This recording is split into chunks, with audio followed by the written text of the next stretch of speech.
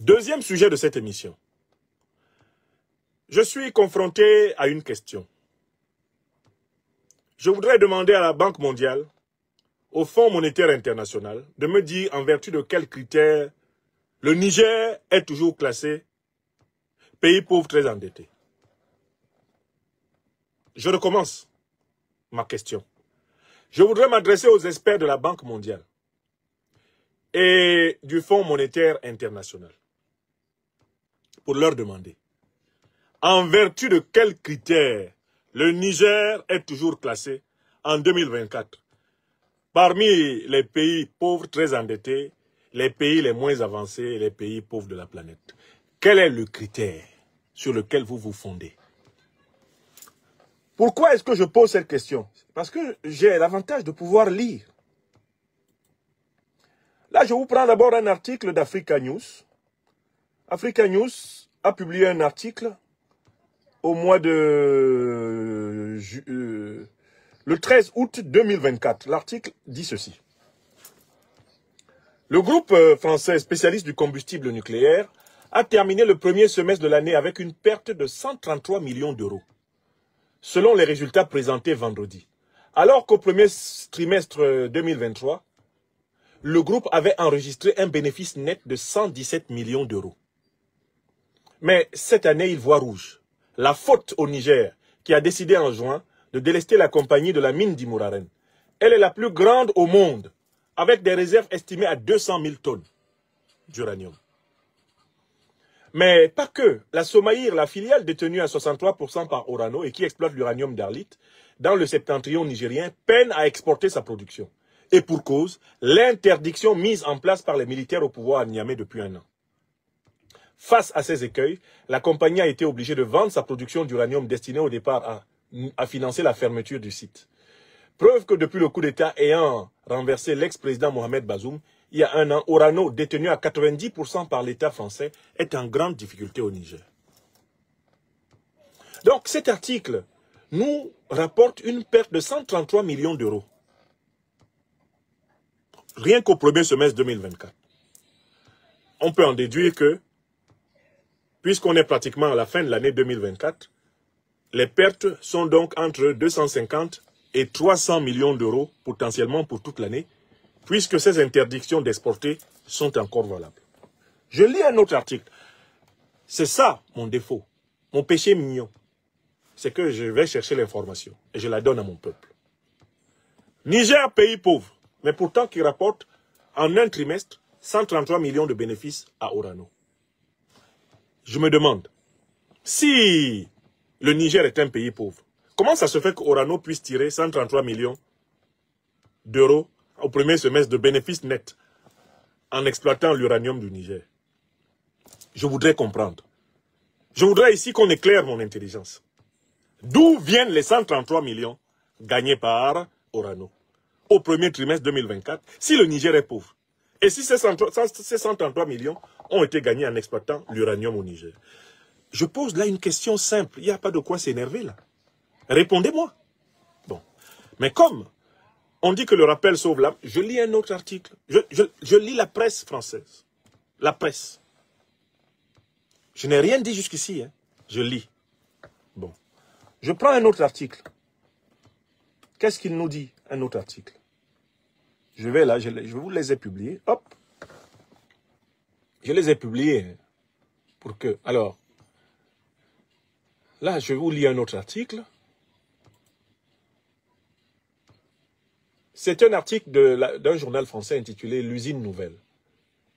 Et l'usine nouvelle rapporte une dépêche de Reuters. Reuters, c'est l'agence européenne d'information. Dites bien, deuxième preuve, article de Reuters, agence européenne d'information. J'espère que c'est quand même pas grave de lire un article de Reuters à l'adresse de l'opinion. N'est-ce pas? Est-ce que c'est grave? Mais dites-moi, docteur, si c'est grave.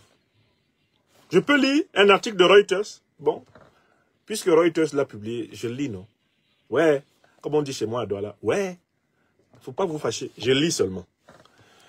Orano a publié, alors, Orano, des provisions liées au Niger plombent les résultats du premier semestre.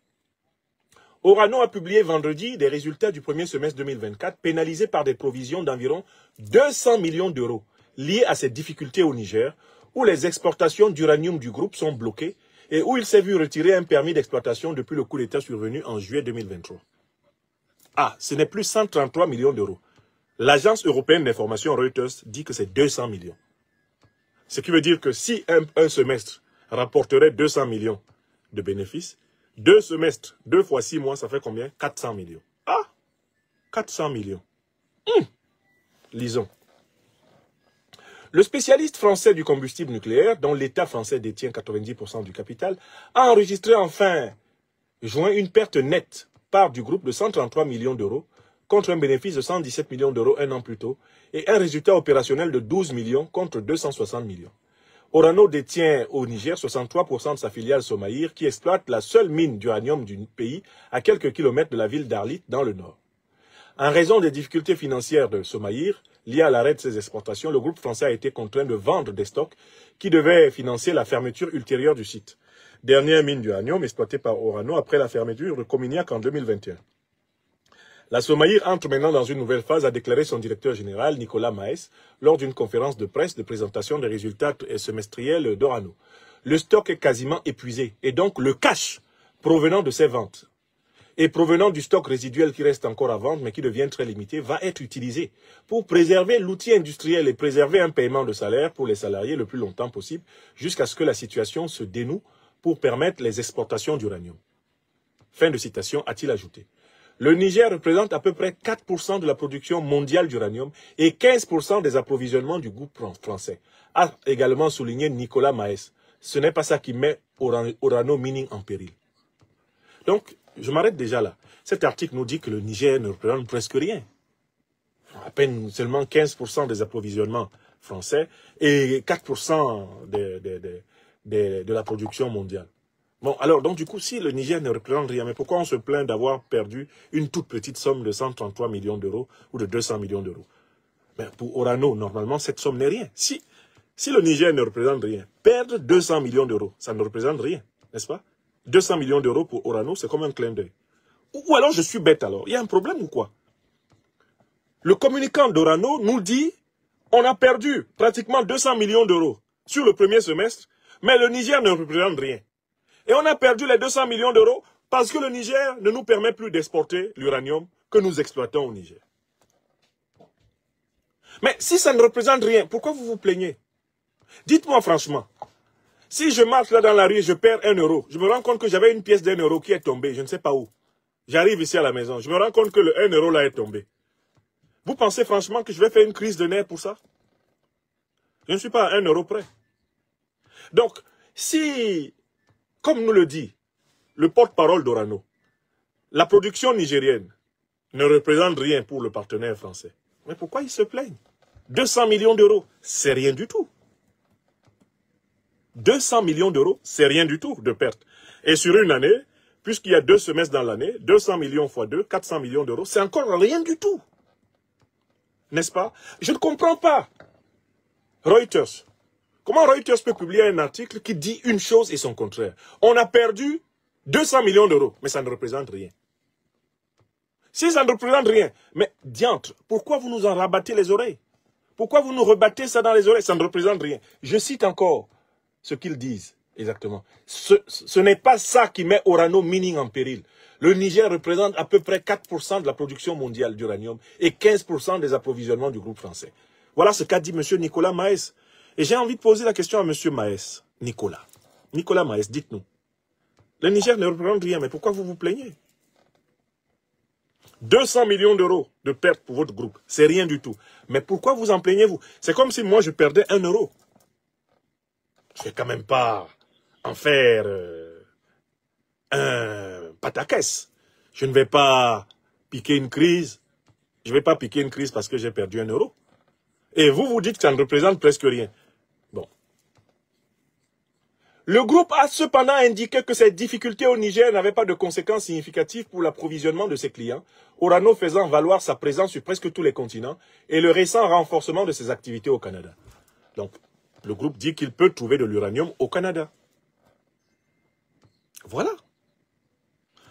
Je lis un autre article. Et cet article de Reuters, honnêtement, je ne sais pas comment vous faites pour comprendre un tel article. On perd de l'argent, on s'en plaint, et on dit dans le même article, c'est pas grave, ça ne représente rien. On gagne de l'argent, on gagne abondamment de l'argent ailleurs. Que signifie cette communication? Qui consiste d'un côté à se plaindre de perdre de l'argent au Niger, et de l'autre côté à dire que le Niger ne représente rien. Ça vous rappelle que la question que je pose à la Banque mondiale, la question que je pose au FMI. Mais pourquoi vous classez le Niger, pays pauvre très endetté, pays moins avancé, alors qu'il y a des gens qui tirent du Niger en un semestre, facilement, 200 millions d'euros. Si le Niger peut rapporter un bénéfice de 200 millions d'euros à un groupe, est-ce que vous imaginez ce que cela rapporterait au Niger de garder ces 200 millions d'euros? Si le Niger peut augmenter les recettes de l'État du Niger de 200 millions d'euros par an, est-ce que vous savez ce que ça représente pour l'amélioration des qualités de vie du peuple nigérien? Un pays qui jusqu'ici est à 70% sans électricité. Est-ce que vous imaginez ce que la cagnotte de 200 millions d'euros par semestre dans le budget du gouvernement panafricain souverainiste actuel du Niger peut représenter? Rien qu'en un an, le président Tchani a baissé le prix du ciment. Il a baissé le prix du carburant. Il a baissé de 50% les frais d'hospitalisation. En maximisant les recettes de l'État nigérien, que l'on a présenté comme un État failli, il a été capable d'agir sur le coût de la vie de ses compatriotes. Qu'est-ce que ça va représenter alors pour lui? De pouvoir vendre l'uranium nigérien et de ramener au Niger, dans les caisses du Niger, un bénéfice, ne serait-ce qu'annuel, de 500 millions d'euros. Est-ce que vous imaginez ce que ça va signifier pour le Niger? Je demande aux spécialistes de la Banque mondiale, du FMI, est-ce que le Niger est vraiment pauvre? Parce que je suis en train de lire là, et je me rends compte qu'il y a des gens qui se font de l'argent au Niger, et puis de l'autre côté, des gens qui me disent que le Niger est pauvre. Si le Niger est pauvre, mais diantre, d'où viennent les 200 millions que vous avez perdus? Oui, expliquez-nous. Mystère, mystère. Mystère de la science économique stratosphérique, amphigorique. La science économique à la complexité tellement, comment dire, vertigineuse. Expliquez-nous comment un pays pauvre peut permettre à une multinationale étrangère de faire sur son sol 200 millions d'euros de bénéfices en un semestre. Est-ce un pays pauvre? Ou n'existe-t-il pas plutôt dans la langue française un autre mot, un participe passé mieux placé pour décrire la situation? N'est-ce pas plutôt un pays appauvri? Appauvri. C'est un pays appauvri là. C'est pas un pays pauvre. Seul un pays appauvri peut permettre à une multinationale étrangère de se faire 200 millions d'euros de bénéfices sur son dos.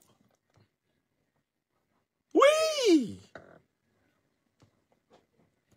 Oui. Et bon, l'Afrique a des intellectuels quand même. L'Afrique a des hommes et des femmes capables de comprendre ces choses élémentaires et les expliquer au peuple. Le Niger n'est pas un pays pauvre, je suis fatigué de ça. L'Afrique n'est pas pauvre. L'Afrique a été appauvrie. Avec la complicité de ses propres filles et fils. Les valets, les vassaux, du négrisme, du racisme, du néocolonialisme, du colonialisme et de l'impérialisme, oui. Les despotes aveugles africains, oui. Mais l'Afrique a été appauvrie par les puissances négrières. Elle a été appauvrie par les puissances colonialistes. Elle a été appauvrie par les puissances néocolonialistes et impérialistes qui continuent à l'appauvrir à l'instant où je vous parle. L'Afrique n'est pas pauvre. Vous êtes là, M. Chirac. D'où vient l'argent que nous avons en France? Le rappel sauve l'âme. M. Chirac, dites-le. M. Chirac, vous fûtes élu 2 fois président de la République française. Rappelez à ceux qui écoutent cette émission et qui pourraient être habités par des remontées de mauvaise foi. Rappelez-leur d'où vient l'argent que nous avons en France. Oui, vous êtes là? Allez-y. Rafraîchissez-leur la mémoire. On oublie seulement une chose, c'est qu'une grande partie de l'argent qui est dans notre porte-monnaie vient précisément de l'exploitation depuis des siècles de l'Afrique. Pas uniquement, mais beaucoup viennent de l'exploitation de l'Afrique. Alors, il faut avoir un petit peu de bon sens, je ne dis pas de générosité, de bon sens, de justice, pour rendre aux Africains, je dirais, ce qu'on leur a pris, d'autant que c'est nécessaire si l'on veut éviter les pires convulsions ou difficultés avec les conséquences politiques que ça comporte dans le prochain avenir. Voilà. C'est pas compliqué. Il suffirait d'écouter Jacques Chirac pour comprendre d'où vient la richesse de l'Occident. Chirac le dit, il a été président de ce pays. Et quand il lui manquait de l'argent, il le demandait aux présidents africains. Il y en a un qui a témoigné. Monsieur le président Laurent Gbagbo, est-ce que vous êtes là? Dites-nous, qu'est-ce qui vous a étonné avec le président Chirac? Qu'est-ce qu'il vous a demandé? Parce que c'est quand même important que vous nous disiez. Le président Chirac vous a demandé quoi? Le président Chirac vous a demandé quoi? Parce que c'est aussi important qu'on sache où le président Chirac allait chercher l'argent. Où est-ce qu'il allait chercher l'argent? Où est-ce qu'il allait chercher l'argent? J'ai mis à votre disposition ce témoignage récent du président Laurent Gbagbo. Le président Laurent Gbagbo s'est exprimé sur la question de l'argent. Il faut aussi qu'il nous dise ici. Qu'il nous dise. Donc, il lui demandait quoi? Non, mais vraiment, il faut qu'il nous le dise. Je vais le retrouver là. Le président Gbagbo a été très clair sur cette affaire. Il a dit ce que le président Chirac lui demandait, quoi. C'est-à-dire que c'est juste incroyable.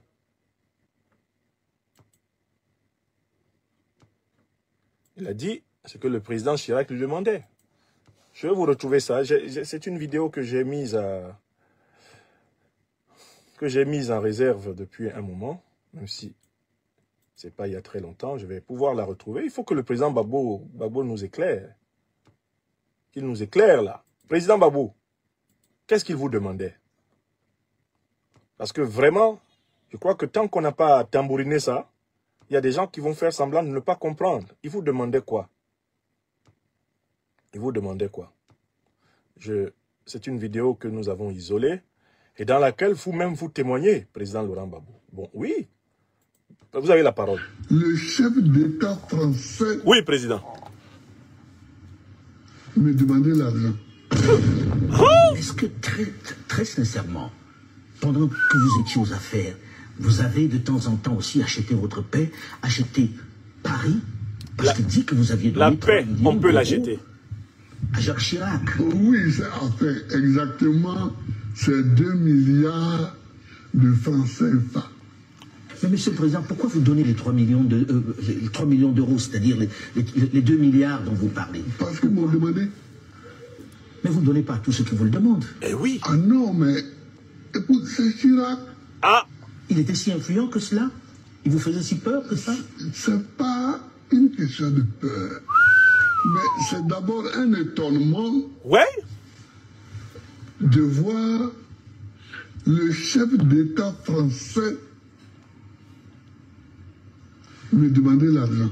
Voilà. Moi, j'étais... Ahuri. Étonné. Ouais. Stupéfait. J'étais stupéfait. J'étais ahuri. Oui. C'était étonnant quand même. Vous donnez un liquide ou bien Robert Bourgi transporte des valises comme c'était dit. Ah ben oui. C'est le président Gbagbo qui est en train de parler là. Il traverse les frontières avec les 2 milliards. Waouh. Et Chirac, au moment où il reçoit l'argent, il m'appelle. Il me dit, Laurent, je ne suis pas un ingrat. Ah, il vous a dit ça. Vous voyez. C'est amusant, non? Ah oui, on ne peut pas être plus ingrat. Vous voyez. Laurent, je ne suis pas un ingrat. Vous voyez. Je serai mon souvenir. Vous avez vu? Et puis après, derrière mon dos, monte une rébellion qui vient m'attaquer. Ah! En termes d'ingratitude, Est-ce qu'on peut faire mieux? Ouais. On fait difficilement mieux, ça je vous le concède. Vous avez vu? Donc, je suis toujours en train de parler de ce problème-là. Alors, il faut qu'on conclue. Hein. Le Niger est un pays très riche. Il a décidé que ses richesses servent prioritairement à sa population. Il faut que toutes les multinationales étrangères qui opèrent en Afrique sachent que les Africains ont décidé que les richesses de l'Afrique vont servir prioritairement aux populations africaines. C'est une banalité que je dis là. Mais il faut que vous vous rendiez compte que désormais montent aux affaires en Afrique des gens qui vont s'y tenir, coûte que vaille. Il y a un grand message qui est lancé au monde entier, à partir du Sahel. Les Africains qui montent aux affaires ont décidé de ne plus brader leur continent. La génération du président Gbagbo, pour avoir la paix, était obligée, contrainte, souvent, de mettre la main à la poche de l'Afrique et de payer les Chirac. C'est terminé. La génération incarnée par le président Assimi Goïta, le président Ibrahim Traoré, le président Abdourahmane Tchani, cette génération panafricaniste révolutionnaire populaire ne donnera plus l'argent de l'Afrique à ceux qui veulent soumettre les Africains. Elle ne participera plus au bradage du continent africain. Je voudrais m'adresser ici aux hommes d'affaires, européens, américains, asiatiques, latino-américains, qui veulent venir faire des affaires en Afrique. Venez faire des affaires avec nous en Afrique en partant du principe que nous ne vous laisserons plus piller nos richesses, que nous ne participerons plus à l'appauvrissement de nos peuples en complicité avec vous. Les affaires que vous pourrez faire désormais avec les Africains sont les affaires qui font d'abord l'affaire des peuples africains. Écrivez ça. Il faut réunir les dirigeants de toutes les multinationales, pas seulement françaises, les multinationales américaines, anglaises, russes, turques, iraniennes, toutes les multinationales qui opèrent en Afrique. Il faut que nos dirigeants prennent l'habitude de tenir un forum annuel face à tous les patrons de ces multinationales pour leur dire, là où il y a des contrats inéquitables envers nos peuples, ils vont être tous récusés. Là où il y a des offres plus avantageuses pour nos peuples, ces offres seront privilégiées. Là où il y avait des avantages indus, ces avantages seront réclamés. Là où il y a des procédures pénales à mener pour récupérer des biens africains qui ont été volés, ces procédures seront menées. Il faut que les dirigeants africains s'inspirent des 3 étoiles polaires du Sahel pour rendre l'Afrique aux Africains. Ce n'est pas compliqué. La crise que nous observons entre le groupe Orano et le groupe et l'État du Niger n'est rien d'autre que l'indice de la grande crise continentale. L'Afrique n'est pas pauvre et elle ne veut plus se contenter des miettes de ses propres richesses. Telles sont les aspirations profondes des Africaines et des Africains éveillés du continent et des diasporas. Il ne faut pas considérer cette attitude des Africains comme une offense, mais en réalité comme le signe de leur guérison spirituelle, morale, politique, leur guérison anthropologique. Les Africains sont pleinement conscients de leur humanité et ils ne la mendieront à personne. Je peux donc prédire sans le moindre risque de me tromper que tous les contrats léonins qui ont été imposés aux États panafricanistes, révolutionnaires, ces contrats seront brisés à très court terme. Et mon conseil aux chefs d'entreprises multinationales, c'est d'anticiper et même de se proposer par anticipation à une révision de leurs conditions de coopération. Si j'étais conseiller de Orano, si j'étais conseiller de Total, de Bouygues, de Bolloré, je leur demanderais de se précipiter avec des offres de renégociation de tous les monopoles qu'ils ont et d'essayer de faire les offres les plus avantageuses possibles par rapport à la concurrence. Je leur demanderais d'anticiper, même là où il y a des États qui ne l'auront pas demandé, là où les Bolloré, les Bouygues, les Total, les Orange, ils ont des monopoles exagérés, qu'eux-mêmes se précipitent pour aller voir les autorités et dire « c'est trop, on vous a trop floué. Écoutez, prenez 70%, prenez 70%, prenez 80%. Nous-mêmes, 20% de profit, ça sera bien pour nous. Si vous n'anticipez pas la révolution va vous scier les jambes. Si vous n'anticipez pas le changement va vous surprendre. Ce que je vois au Niger, là, c'est simplement que l'État du Niger est redevenu un État doué de bon sens. Comme le disait le philosophe René Descartes, le bon sens est la chose du monde la mieux partagée. Il suffit de réfléchir correctement. Tu arrives à la tête d'un pays comme le Niger, où tout, à un moment donné, manquait partout. Alors que le pays a tout ce que le monde entier veut. Si tu veux vraiment servir ton peuple, tu renégocies tous les contrats. Tu assures la sécurité du pays, tu renégocies tous les contrats. Tu baisses le coût de la nourriture, tu baisses le coût de l'électricité, tu baisses le coût du carburant, tu baisses le coût de l'hôpital, de l'école. Tu assures l'école gratuite, tu améliores les routes pour ton peuple. C'est ton peuple. C'est là que sont les tombes de tes ancêtres. Tu le fais, c'est tout. Et pour le faire, tu n'as pas besoin de prendre une grosse tête. Tu as simplement besoin de retrouver le sens de la vérité et de la justice.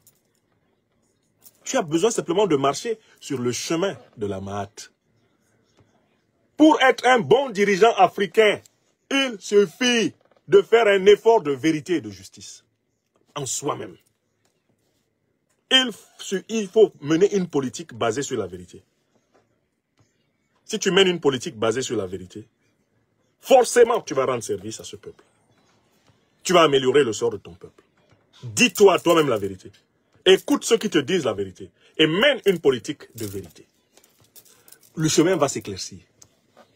On demandait au révolutionnaire ghanéen, Jerry John Rawlings, les principes qu'il avait guidés pour redresser le Ghana, quand le Ghana était pratiquement tombé. Jerry John Rawlings a répondu ceci. J'ai appliqué dans mon pays 2 principes. 1, la vérité. 2, la justice. En toutes circonstances, j'ai cherché à faire ce qui correspondait à la vérité. C'est-à-dire aux connaissances les plus précises dont je pouvais disposer. En toutes circonstances, j'ai cherché à faire que nul ne soit spolié. Avec ces 2 armes spirituelles, j'ai redressé mon pays. Avec mes compagnons, nous avons redressé le pays. Partout, nous avons toujours cherché à savoir ce qui est vraiment vrai. Une fois que nous l'avons su, nous avons pris des décisions respectant cette vérité. Et nous avons cherché à savoir qui avait été spolié. Et nous avons pris des décisions rétablissant les droits des spoliés. Et le pays s'est redressé. Redressé. Le redressement de l'Afrique s'appelle Mahat. La politique mahatique. Une politique de vérité et de justice. C'est tout. Donc, quand vous voyez les profits faramineux que les multinationales étrangères font en Afrique, vous comprenez qu'il faut mener une politique qui fasse que ces profits restent en Afrique. Les multinationales étrangères peuvent faire des affaires en Afrique, mais elles ne doivent pas gagner plus que les Africains. Ça ne vous paraît pas logique? Ça devrait vous paraître logique, parce que le sujet dont nous allons parler tout à l'heure va vous permettre de comprendre la logique de l'Occident. La logique de l'Occident. Même ici en France, où je suis, l'État a continué ces dernières années à nationaliser certains secteurs. Et Orano s'est retrouvé en difficulté. Est-ce que vous savez que l'État français a abondé Orano, a injecté 300 millions d'euros dans les caisses d'Orano, pour que Orano demeure à l'optimum de son fonctionnement. Or, les 300 millions d'euros injectés par l'État français correspondent comme de juste à la perte de profit d'Orano au Niger. Comme c'est un groupe qui est essentiel pour l'indépendance, la souveraineté énergétique de la France, ces difficultés d'encaissement liées à la cessation de ses exportations du Niger, ces difficultés ont été immédiatement compensées par l'État français. J'ai l'information officielle. L'État a renfloué le groupe Orano pour 300 millions d'euros. Donc, même sous le président Macron, qui est un ultralibéral notoire, l'État mène encore des actions protectionnistes contre un certain nombre de pans de l'économie. Parce que si tout cela s'effondre, il sera juste incapable de gouverner la France. Vous comprenez? Donc, en fait, le bon sens veut que les dirigeants africains veillent à ce que la plus importante partie des profits des économies africaines profite aux peuples africains. C'est logique. Ici en France, comment on l'appelle, le MEDEF, le CAC 40, il fait tout pour que la plus importante partie des profits profite aux groupes, aux entreprises françaises. C'est la même politique que les Trump, les Biden mènent aux États-Unis. C'est la même politique que les Chinois mènent chez eux. C'est la même politique que les Russes mènent chez eux. Mais pourquoi faut-il que quand les Africains mènent une politique protectionniste d'État, cela paraisse comme un scandale? Où est le scandale? Le bon sens veut que l'on s'habitue à faire des affaires avec des États qui ont une certaine dimension protectionniste. C'est-à-dire qui veillent à s'assurer que leur population ne manque pas de profiter des richesses qui émanent de leur sol. La paix internationale sera améliorée lorsque les États, les gouvernements, accorderont une priorité au bien-être de leur population. Les relations internationales seront assouplies. Elles seront embellies. Lorsque les pressions migratoires sauvages ne soumettront pas les États à la misère les uns des autres. Pour que ces pressions cessent, il faut que des politiques de souveraineté, des politiques protectionnistes, des politiques équilibrées, des politiques de répartition des profits en faveur des populations souveraines, il faut que ces politiques soient dominantes dans le monde pour que la paix règne. Voilà. Donc, l'affaire entre Orano et l'État du Niger n'est que le symptôme de la question générale de la souveraineté économique africaine. Veuillez tout simplement vous abonner et activer la cloche de notification pour ne rien rater. Retrouvez KDV Africa sur YouTube, Facebook, TikTok.